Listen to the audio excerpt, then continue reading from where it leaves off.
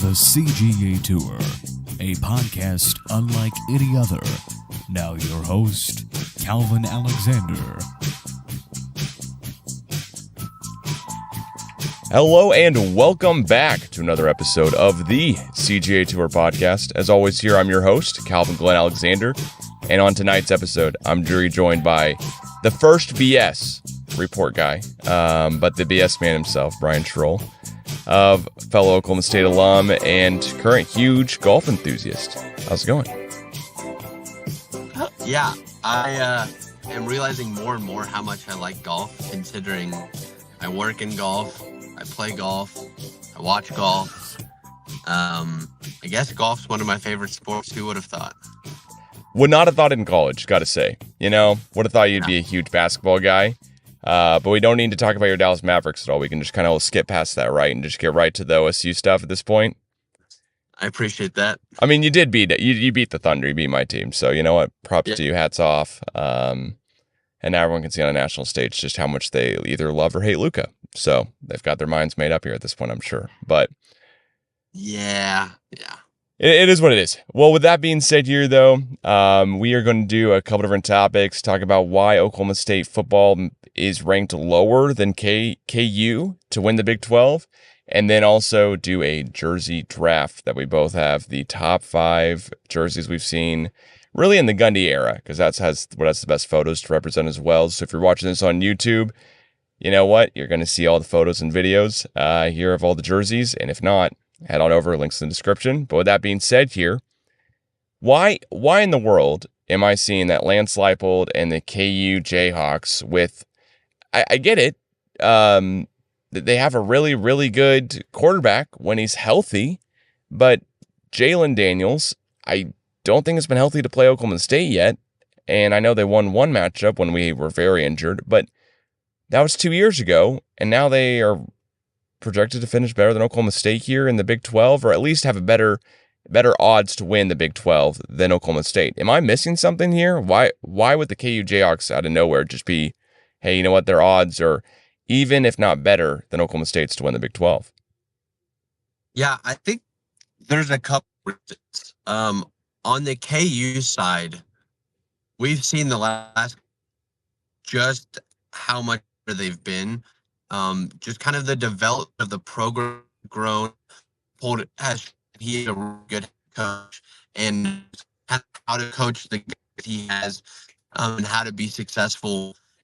And I think it's just kind of an overall and positive that team that they kind of can be better and better. And so the natural progression seems like you get a very dynamic quarterback back from injury. If he stays healthy, they should be really good.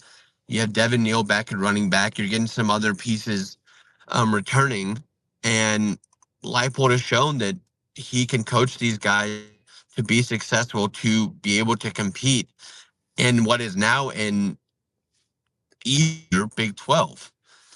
And then you look at their schedule. They don't play Utah this year. Don't have as many kind of tough games. They get TCU at home. They get Houston at home. K-State game, they got to go to Manhattan, but that's always kind of a toss-up. I think their tough ones would be travel to BYU, travel to Baylor, but they get Colorado at home. So schedule-wise, I mean, not really that tough of a schedule.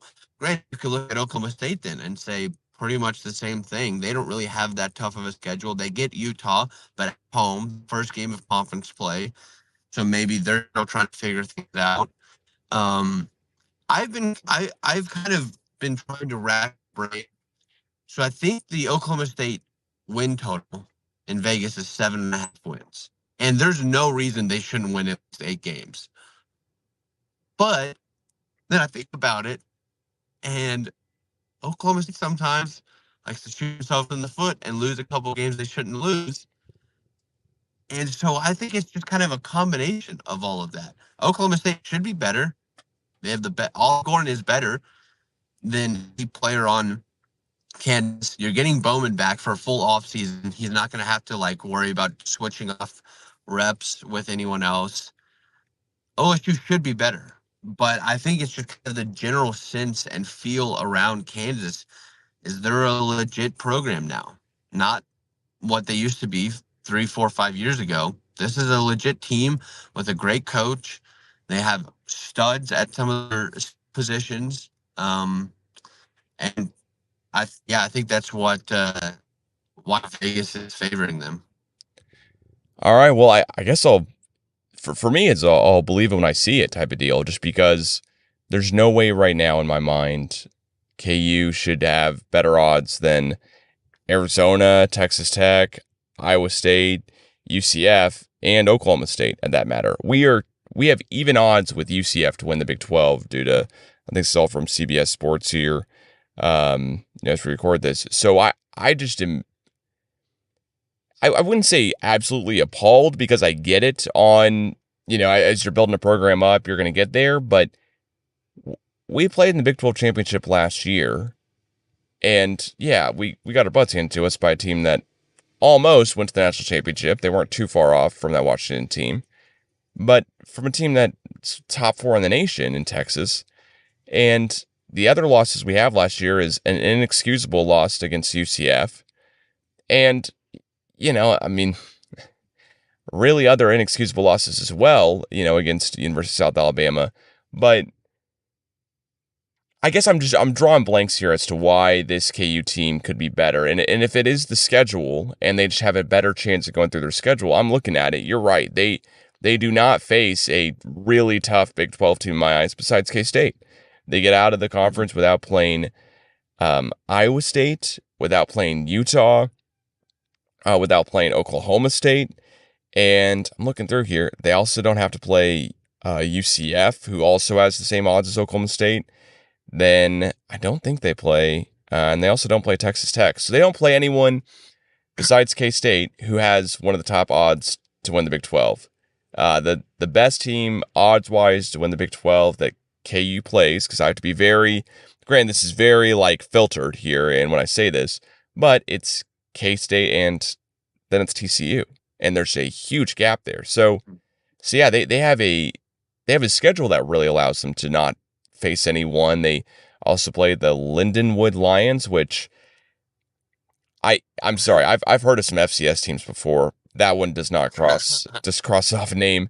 They go to Illinois, which might be a cakewalk. Who knows? I have no idea, but you would assume that with a team like this, they could do pretty darn good. And then they have UNLV at home. But all of that, even if they were playing Ohio State and OU and Texas for their non-conference games, it doesn't matter when it comes down to win the Big 12. It might now injury-wise if it progresses later on, but at West Virginia, it's their first away game, their first Big 12 game of the season, excuse me. And I just look at Oklahoma State's odds, and I'm like, okay, we're at plus 1,200, KU's at plus 650. What am I missing? We were in the championship last year. The other team that we played in the championship isn't in the conference anymore. Wouldn't that make us an automatic, at least tied with KU, being the top 3? The other teams that are above KU as far as to win the Big 12 odds is K-State and Utah at plus 350 each. So it just is wild to me overall. Yeah, I think that's fair. The gap, I think, is maybe the biggest or the strangest thing to me is why is it a 6-1 gap? Why is it 6-1 for Kansas and 12-1 for Oklahoma State? It feels like it should be closer. And I think I agree with you that it's not like Oklahoma State lost their whole D or lost, 12 people that were all crucial to them making the Big 12 championship game. But I think there's just a general sense of unknown around this conference now. There's new teams. There's no Texas and OU, which have been kind of the favorites, the stalwart for so long. It's kind of it's really a toss-up of who is going to really come out of this league. And, maybe this is your best chance to take a shot and say, hey, Oklahoma State, 12-1, put a little money on it. And even if they get there, then you can hedge or whatever. But it's not a bad bet. You have a chance now. to say, hey, I trust in Gundy to get these guys playing well. I trust in Bowman with a full offseason, Ollie Gordon to maybe have a Heisman year. Maybe it's Vegas they don't do this often. Maybe they're handing you a little cookie out of the cookie jar to win a couple bucks. Well, hey, I mean, if sports betting was legal in Oklahoma, I know where I'd put some money. Yeah, I mean that's easy to say. It's just because the over-under 7.5 wins for a team that returns 21 starters, 20 starters really when you look at it, because it's 10 on offense and 10 on defense. The Doak Walker Award winner, who best running back in the nation, and also the nation's leading rusher, who, by the way, was not the starter for the first 3 games of the season, kind of 3.5. And now we're looking at it and I'm like, okay, you know what? Ollie Gordon, first 10 seconds of the new college football game. Okay, he's got all this press, got all this hype. When I put in Oklahoma State, next up is Ollie Gordon, as the next running back to come out of college football you haven't heard about yet or something, right? Those are all the popular articles here in the summer sports season. And I'm just baffled that more people aren't in on Oklahoma State. But I will say, that's usually when we do pretty darn good, is when it's like, okay, wait, what's going on? Last year, for example, there's a 3 quarterback system. How's this going to work out? Oh my God, everything's hit the fan. They lost to South Alabama. And then at some point during the season, it's like, we won Bedlam. We won Bedlam with a guy who had, before this year, had not played quarterback in several years, and he had only had 7 pass attempts at Michigan. Something like that, right? So I'm a little stunned, but not truly, just because I think this is kind of where we like to be. I am stunned with the KU and Arizona love, I'll be honest, just because Arizona's the other team where I'm like, don't they have a brand new coach in? And aren't they just kind of... But it does go to show, how good could they be? Who is Arizona, right? Like Utah and K-State being up there doesn't bother me whatsoever. Them even having better odds than Oklahoma State. All right, like, that's fine. And at some point, someone's going to go, hey, Bowman threw the most amount of interceptions in the Big 12 last year. And I know I want to get on to the whole Ollie Gordon didn't start every game. Alan Bowman didn't either. So that's really not a great stat. Now, when you look at it, he threw the most amount of interceptions, but also he threw 14. So that's averaging about 1 a game when you play out across all the games. Mm-hmm. And so it's not the worst stat in the world, I'll say. It's not like he was averaging 2 a game. 1 a game's also not great. Would not love to be there. But I do think maybe at some point the odds makers are going, hey, you know what? This Alan Bowman guy, he's not your best player. He may not be the 5th best player on your offensive side of the ball when it all comes together. Wide receivers, offensive line, running back, etc. That's going to catch up to you in some of these bigger games you got. And maybe I'm just not seeing it yet because the whole newness, surprising factor, the juking and OU defensivemen into the end zone last year in Bedlam, maybe all that type of stuff is now, okay, we've got the tape on Bowman. Here's how we're going to shut him down from all the defenses. Whereas last year was like, okay, well, who are they even going to start? And what are they even going to do? And then just every team was caught with their pants down trying to catch up to it. Yeah, I could see kind of Vegas and just college football people thinking last year was a little fluky for Oklahoma State, because I remember exactly what I was talking to you. They just lost to South Alabama, and then we lost to Iowa State, and you're going 2-2. What in the world is this team doing? Like, can they beat anyone? Like, are they going to win a game in the conference, let alone win Bedlam? I mean, that was there's no way they're going to compete in Bedlam. And I think about it so many times about like who really deserves credit for that. Is it Gundy? Is it the players? Is it a combination that they were just able to turn it around? So maybe the 7.5 is Vegas doesn't trust this team, thinks there's a little fluky, knows Ollie Gordon is good, but still Bowman getting the snaps, and he's shown over time that he's not the best. I mean, there's a he trained around so many times. But then I look at the schedule. I'm like, well, there's like 5 or 6 games that I could see going either way. And it starts South Dakota State. You got them at home. They're a really good FCS team. The Jackrabbits are consistently one of the top teams.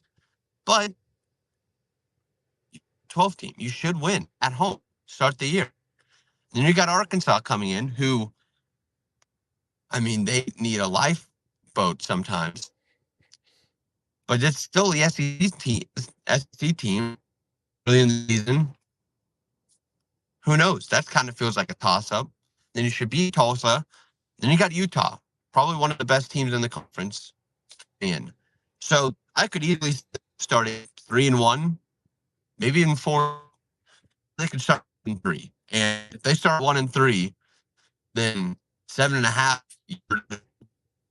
they get 7 to have.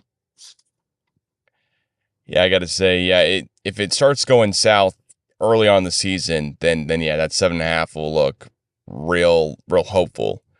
I just, I don't know. I'll believe it when I see it from KU and from Arizona and from, I mean, UCF having the exact same odds as us. It would just really stun me if we didn't have a better record than UCF, Arizona, etc. But to be honest, I haven't gone through their schedules all in depth, and KU's schedule explains it a little bit better than I would have thought. And I mean, yeah, if we start out the season where all of a sudden we're 1-3, and that one game we've won is Tulsa, which is more or less a home game because it's so close. That's a really tough look for us overall. But if all of a sudden we're off to the races and we're, 5-1, I'm saying the losses to Utah at that point. Hey, loss to Utah or K-State's kind of what I think will happen if I had to guess. Lost to one of the two, we win the other games, and the toughest game we have all season is that at K-State game in week 5, which, you know what, I wish we could have a bye week right before then, but oh well, it's fine. And then when we do get to play the Arizona States of the world, the Baylor, BYU, who's got a new quarterback and a whole deal there. Maybe they'll return the guy that they replaced from Slovis last year at TCU. And then Texas Tech is not going to be just a walkover, but Colorado, I would think, at the last game of the season, either we'll have it figured out or won't. So yeah, there's a lot up in the air. I just, I'm not buying the KU hype yet. And I'll be very curious when people will actually start believing it, even if they already are. Now, that being said, the one thing that I do know that we dominate in college football by far and away is the uniforms. We are a uniform team. So at this point here, I would love to show everyone here exactly what's going on with our whole uniforms. So we are going to do a little bit of a draft here. I'm going to let you have the first pick. I think I got all these in order here, so we'll make sure we're good to go because I was trying to set it all up here real nice and easy. But do want to go ahead and give you the first pick here. What is your choice here for the uniforms? Yeah, so I really, in thinking about all of this, tried to go kind of an old school, like Barry Sanders or something type jersey, because it's like the history of Oklahoma State is so wrapped up in those old school jerseys, but I couldn't. I love the sheriff badge. When they debuted that, I thought it was one of the coolest things. But they started putting on the helmet, and I didn't love that as much. I really liked when they started putting it on the collar and still had the OSU. So I'm going black, orange, black as my top jersey. I love it. I think it is so cool. Really, especially like under the lights in Boone Pickens. That's my top.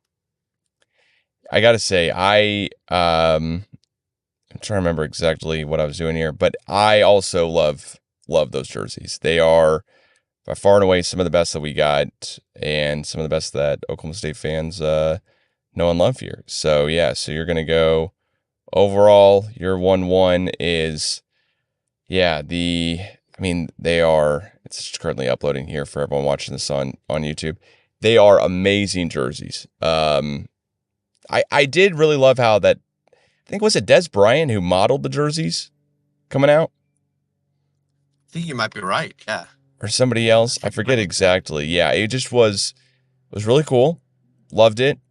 And was very jealous that I did not know it was coming. But that was it. I mean, that's all you can kind of do. So yeah, I loved the jerseys. Yeah, it's just awesome. And yeah, this is just not working the way I thought it would at the end of the day. So everyone will see the jerseys here when I show them in post, of course. But my pick here for I guess 1, 2, I'll say is, so here's the jersey now. Should be in the background of the watching this on YouTube. But I will say my pick here is, I really, really love the clean icy white jerseys. Whenever we can wear those, I'm like, oh man, we look good in those jerseys overall. And how can we not look any better? Also, the game that we wore these in, I think matters a little bit, just because, hey, what happened that day? Like, what were we doing? And these are the throwback Thurman Thomas all icy white jerseys. And I call them the Thurman Thomas jerseys because, one, he wore very similar jerseys when he was playing.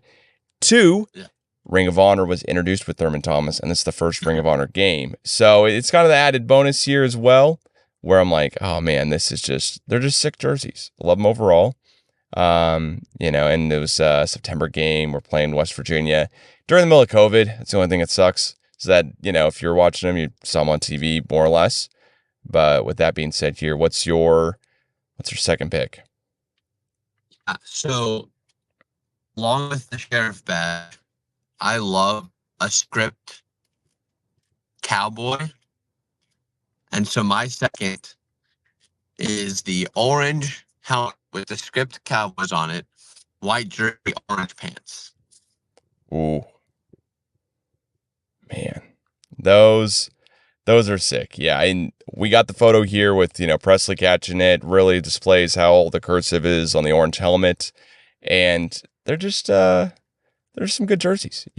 I think one of the things that we could do for like off-season discussions is, what do we do really, really good as a university? And that's got to be one of the things where I go, nationally, you see us on TV in an afternoon-ish game, no matter where you're watching it, and you're like, okay, they know what they're doing in the uniform department for sure. Like, we're going to look good on TV. We're going to really have the America's Brightest Orange really pop and show there. Because if you're not, like, I mean, I'm not trying to throw any shade, but if you don't have your best uniforms on display, Baylor, then it just could, it just could look a little bad. I will say it's helpful to us that we're not trying to model ourselves after the Browns or anything like that they also are the NFL team that has orange.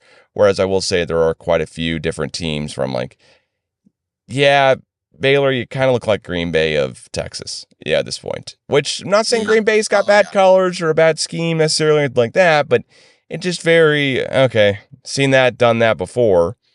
So yeah, so it's already been done, said. All right, what's your third pick here? No, you're Oh, it's my second pick here. I'm so sorry. With that being said here, yes, I am taking the black orange from Bedlam. So I am taking what I would say is the most memorable Oklahoma State jersey that is, it's not the most aesthetically pleasing overall. That's why I took whites. But again, it plays the way you're saying. It's got the cursive, but also we've got the badge. Now, this is a Presley photo back to back, but it's got the cursive. It's got the outlines on the numbers that just make it more silver, really make it pop. So that's where I'm going with for my second pick here. So I am sticking with that color scheme, the black, orange, but I'm going a little farther back, a little old school with the Pistol Pete face on the helmet. And then it's just a simple Cowboys on the front of the jersey. It's like, it reminds me a little bit more of like before we were in college, a little bit. So old school, but not necessarily this kind of new era. of the pokes. And I love the Pistol Pete. So I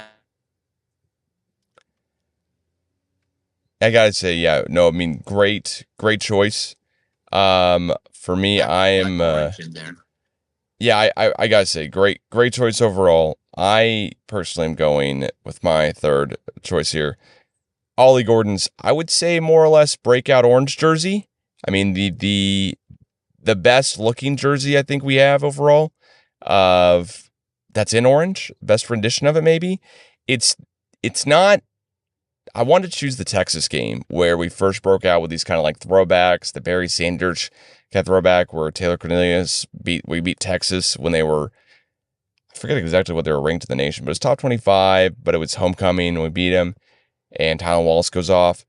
But instead I'm choosing hey, we got Pistol Pete, all Pistol Pete, full body on the side of the white helmet. And so we just wear all of our colors, all some of the best renditions, but white, orange, black pants just look great. Orange unis with the kind of the white stripe on the side and the Oklahoma State written out all across. And I mean, just looks really clean overall. I do agree with that. Sticking with clean and going back to the cursive Cowboys, I'm going white, black. Of the same reasons said for all of these. But I am noticing you very much associate the jersey with the game that was played, and I think that's very fair. I was more just looking at aesthetics of the jersey, but your approach of, oh, I remember this because of this that happened at the game. I like it. Well, thank you. Yeah, thank you. I think the best jerseys that we've worn are also like the best games we played in. Just they just somehow they're always synonymous with that. Yeah. With that being said, that brings up I think what we're on round 4 here. So that brings up the Yep. fourth pick for me, which is another Ollie Gordon, another orange jersey. So another game at home, but it's white, orange, white, and yeah, it's just I'm a big fan of the white when it's just clean and it just looks great. All the linemen are also linemen. Everyone's wearing white sneakers as well, so it looks good. But yeah, you've got the OSU the OSU midfield logo, I'd say, on the helmet with the orange stripe with black on the side of it down the middle, and then yeah, you're wearing white pants as well with the orange jersey and Oklahoma State written across. So it's the exact same orange jersey I chose from last time, just a little bit different flavor on it. But we are on the fourth round here, so it's not like I'm have everything still left to pick. So what's your last pick here? Yeah, and then my last pick is similar to your fourth rounder, but a little different. It's the full orange helmet, jersey, white pants. I love getting the brightest orange in there. And we don't go the orange on orange very much, but once in a while it's nice to switch it up and get a little bit of that in there. Oh yeah, for sure. And with my last one, I had to also get kind of a little bit of a Mason Rudolph flavor, Mason Rudolph photo in here as well too. But it is all black. It's clearly a home game from the background of the photo, but it's Mason Rudolph, and this is when I'm thinking of, okay, what do we look like when we wear like the Oklahoma State badge? What's that look? It's the badge on the side of the helmet with the star. Mm-hmm. It's the same unis with the collar around on as well too, and then it's that kind of that interesting font that like comes to points in certain parts of it, with the silver outline. So, and I forgot what game this was totally a part of. I can't even see the opponent. I'm sure I could go back and Google and figure it out here. So I put in the comments. But yeah, it just is a very clean, nice black jersey. So, all right. Well, and as we wrap up this episode here, is there any other things you want to shout out? Any other news notes or a record prediction here for this season? I still am excited for this team, even though I'm trying to be cautiously optimistic. I'm excited for the pieces that are coming back. I think the schedule presents itself that if you can play well early, it could be a good start to the year. 3-1, even 4-0. I think getting Utah at the beginning of the season at home is your best chance to get them and Maybe, you know, they're still trying to get things figured out and kind of getting guys back healthy. It could go pretty bad, but I think there's a chance that it could go really well. And I think OLLIE has a great chance to be another Oklahoma State Heisman winner. Love it. Some Heisman hope here. All right. Well, as always, Brian, thanks so much for joining here on the latest episode of the CGA Tour podcast. And if you're not already, please subscribe on YouTube and then follow the podcast wherever you listen to podcasts, as well as Twitter and Instagram for more at the CGA Tour. Thanks again.